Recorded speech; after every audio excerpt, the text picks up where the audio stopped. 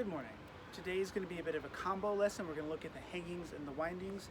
In Cheney's collection of translations, the hanging and winding lessons are separated by the speaking window, but because I think the two are so closely linked, I'm going to put them together. The hanging lesson is also very short, and so I think it makes sense to connect it to the winding lesson. So I'll read to you the Zettel and gloss on the hanging, explain it very briefly, and then we'll spend, I think, a little bit more time on the winding, and we'll see how we go. Here note the text and gloss regarding the two lower hangings. Two hangings will be out of one hand from the ground in all movements: hew, stab, position, soft, or hard. That's the Zettel. Here's Ringeck's gloss. There are two hangings out of one hand and from one side from the ground. Perform them like this. When you bind his sword with the lower set aside against your left side, hang your sword pommel against the ground and stab him from below out of the hanging to the face. If he then shoves up your sword upward with the parry, remain as you were at the sword and also rise with him, and hang your point down from above to his face. And then he goes on to say, do it to the other side. So when I explain the hangings to people, what I say is it is essentially an active use of the plow and the ox. So rather than a strict position, I just want you to think of active use. So if we're in a plow position, maybe we extend it out a little bit because it's a lower cover. The pommel is kind of pointed towards the ground, and that's what makes a lower hanging. We come up to ox and then we let the point come down. Now we have the upper hanging where the point is hanging towards the ground, and that's really what defines those two things. But again, I would suggest that you think of them as an active use of the ox and plow rather than very strict positions like it must always be right here. And so again, I don't usually tie a prop to my pill when I'm practicing, but I think it's very helpful for explanation, so we're going to use it. If I'm now in my lower setting aside, my palm is pointing towards the ground, maybe I'm extended a little bit, I can just stab them in the face. But if I'm starting to do that and my opponent pushes up, I'm going to come up with them and I'm going to hang in my point, and now I'm in that higher hanging and I'm still going to stab them in the face. So we've got the lower hanging transitioning to the upper hanging and then stabbing in the face. And then, like I said, Ringeck says do that to both sides. So this lower hanging lesson is very short.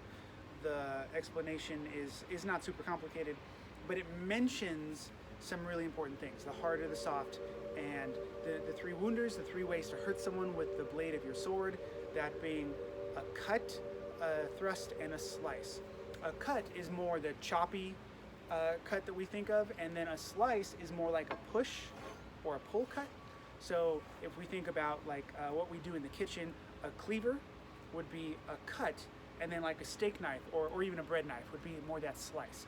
And so these are different ways to hurt someone with the same motion. We're going to get into the turning, the winden, the turning of the sword, and how that same motion, depending where we are on the opponent's blade and our relation to them, one of those three ways to hurt somebody is going to be the more obvious way to do it. So I'm going to jump into the winding section now. It is a little bit longer. I'm going to read some of them together and then kind of go over it as a group because I think it flows a little bit better that way. So here is the Zettel. Whoever leads well and correctly counters and finally indeed directs and counters individually, each in three wounders. Whoever correctly hangs well and with it brings windings and eight windings, consider with correct scales, and to them one, I mean triple, the same winding, so they are 20 and 4 in their own count from both sides. Learn 8 windings with steps and test the movements not more than soft or hard. So that is a lot, especially compared to the chunks of Zettel we've been breaking out before. And here's Ringeck's gloss. This is a lesson which is briefly grasped within the Zettel, and it teaches this, that you shall be quite well directed and practice against him with whom you fence, so that you know to perform your counters against his techniques like that, so that you may individually work with 3 wounders out of any counter. You shall also hang well at the sword, and you shall bring 8 windings out of the hangings, and you shall consider the windings like that, and correct balance, so that you know of the same 3 to perform. So it's referencing the hangings, which is why I wanted to talk about the hanging lesson first, and then it's starting to talk about the windings itself. So how you shall perform the hangings and windings, hear it like this. There are 4 bindings of the sword, 2 upper and 2 lower. Now you shall perform 2 windings individually out of each binding to the sword, hear it like this. When you approach him on guard, if he then binds above your left side, wind the short edge to his sword and rise well with the arms and hang in your point above and stab him to the face. We've kind of seen that already. If he parries the stab with strength, let the point hang in above at the sword and wind onto your right side and stab. Those are 2 windings on one side of the sword. And then he says, or if he binds above to your right side. So we've gotten the high upper left, the high left, and now he's giving us the high right, and it's the same. Now you shall know that you shall also perform 4 windings out of the lower 2 bindings, and with all movements as out of the upper, therefore the windings above and below will be 8. And think that you from any winding shall individually perform a hew or slice and a stab, and those are called the 3 wounders. In this way, one shall perform and may perform 24 of them out of the 8 windings. I'm going to stop there and we're going to talk about this. So, essentially, these turnings happen from the bind, and we can essentially turn into the sword or out away from the sword. And the pressure is really going to describe it. So I think the easiest one is if we're here, right, we've kind of got, maybe we're in this lower hanger. We're going to wind our back edge up to this upper hanger, and this turning to the back edge against the sword, turning my hands into the sword, is going to give me a good leverage advantage where their weak is going to be on my strong, and I'm going to thrust them in the face. So from here, where it's probably an even leverage game, I want to wind up, turn up, so that I gain a leverage advantage, and then I can stab them in the face. So that is turning, winding, number 1 into the sword. Now, if I do this and they push over really hard, and there is no way my point's going to get to them, but also their point is not facing me, I can actually turn out away from the sword and still thrust them. So we're looking to gain a leverage advantage with this turning into the sword and stab them in the face. But if they press over super hard and there's no way our thrust could land, we can turn out away from the sword, and now we gain an angle advantage. And we're still going to stab them in the face. So you can see on this upper left, we can turn in or turn out, and that's our 2 windings. Same thing on the right. If I'm kind of here, I'm going to come up to my true edge and look to gain that leverage advantage. And then if they push over super hard, I can roll out to my back edge, turn away from the sword, and still thrust them. So again, I can look for a leverage advantage. If they push super hard, I can look for an angle advantage. And those are the other 2 windings, and now I have 4. 2 on the left, 2 on the right. And then the same thing happens below. If I'm in this lower game, I can turn into the sword to get the leverage advantage and thrust them. And if they push over super hard, I can turn away, my hands away from the sword to get that angle. So if we think 2, 4, 6, 8, we have our 8 windings. So it's not that complicated. Turn in or turn out from our 4 primary positions. So that's our 8. But it says there are 24, and that's where those 3 wounders come back. So based on my distance from my opponent, where I am on the blade is going to decide which wounder makes the most sense. So at a fairly long distance, if I can turn in and see my point, I have the space, I'm going to thrust them. That's ideal. If I'm a little closer, see how if I try to turn in, my point is already past my pel. I can't stab my pel or my opponent anymore. But what I can do, and we've seen this in other videos, is I can use this same kind of turning into the sword to hit them with my back edge. This is my cut. Boom. Right? So now that's 2.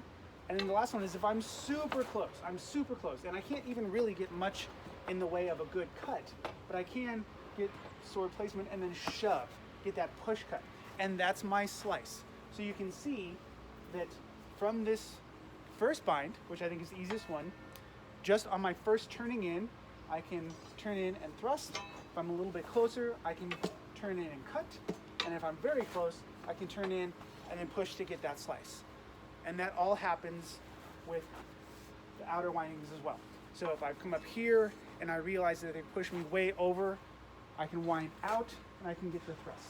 If I'm a little closer, I can wind out, and now we're getting that kind of Duplieren style cut. And then if I'm really close, I can again place and push. So for each of the 2 windings, one in and one out, we can, from the long distance, wind in or out and thrust, wind in or out and cut, or wind in or out and slice. And that's how we get to 24. So it sounds complicated, 24 windings. That sounds like you would have to memorize a lot of things. But all it really means is we turn in to get the leverage advantage if we can, and depending our distance, we're going to either thrust them, cut them, or place and slice. Or if they counter our winding in with a big push so that the winding in no longer works, that's going to let us wind out to get the angle advantage, and depending on the distance, we're going to thrust them, cut them, or slice. So that is really where the 24 windings come in. It's not really about memorization, it's about feeling what is the correct way to attack them from that turning that you're doing. What I tell people is that generally you do want to do that winding in. We only do that winding away, that winding out, if they've created big pressure where they're not threatening us anymore. Because if we're in kind of an even space and we wind out, we just lose control of the sword. We're going to get stabbed in the face. So we do want to turn in. It is safer. If they give us big pressure and they don't have a direct threat to us anymore, then we can wind out and use that angle to hit them behind their sword. And again, the distance tells us if it's going to be a thrust, a cut, or a slice. So play with those. I think these are things that are easier to practice with a partner, but if you do have a Pel and you want to tie something to it, the way I practice, if I have a prop, and like I said, I don't always, if I get into my position here, what I'll do is I will wind up and I will practice kind of all of my 3 kind of options. And then the way I practice the outer winding is I actually step across the line to try to imagine what it would be like if my opponent pushed over so hard that there's no way my opponent can get online. But you see, that puts the point away from me. I'm not going to stay with my prop point in my face and try to wind out. It's not going to work. So I will step across the line to kind of imagine that pressure has happened, and then I can try and do those outer windings, the duplierins and the slices, in a way that feels a little bit more like what it would be like if my opponent pushed over super hard. So I think this was probably a pretty long, dense video, but I hope that you found it helpful.